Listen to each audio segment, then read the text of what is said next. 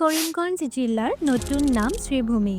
1878 চনত কৰিমগঞ্জ নগৰক সদৰ হিচাপে লৈ সেই সময়ৰ তদানীন্তন ব্ৰিটিছ ভাৰতৰ নৱসংগঠিত অসম ৰাজ্যৰ চিলেট জিলাৰ এটা মহকুমা হিচাপে কৰিমগঞ্জ মহকুমা গঠন কৰা হৈছিল। স্বাধীনতাৰ পিছত 1983 চনৰ 1 জুলাই তাৰিখৰ পৰা অসম চৰকাৰে কৰিমগঞ্জ মহকুমাক পূৰ্ণ পৰ্যায়ৰ জিলাৰ স্বীকৃতি দিয়ে। কৰিমগঞ্জ নামটো আহিছিল মুহম্মদ কৰিম চৌধুৰীৰ পৰা, যি তাত এখন বজাৰ নিৰ্মাণ কৰিছিল। জিলাখনৰ মুঠ মাটিকালি হৈছে 1809 বৰ্গ কিলোমিটাৰ আৰু মুঠ জনসংখ্যা হৈছে 12,28,686। মুঠ সাক্ষৰতাৰ হাৰ হৈছে 79.72% আৰু বিধানসভাৰ 5টা সমষ্টি আছে: ৰাতাবাৰী, পথাৰকান্দি, কৰিমগঞ্জ উত্তৰ, কৰিমগঞ্জ দক্ষিণ আৰু বদৰপুৰ। বঙালী আৰু মেইটেই হৈছে এই জিলাখনৰ চৰকাৰী ভাষা। অসম চৰকাৰৰ এই নামাকৰণৰ সিদ্ধান্তটোৰ ওপৰত তোমাৰ প্ৰতিক্ৰিয়া কি জনাবাচোন তেন্তে। আজি কি শিকিলা?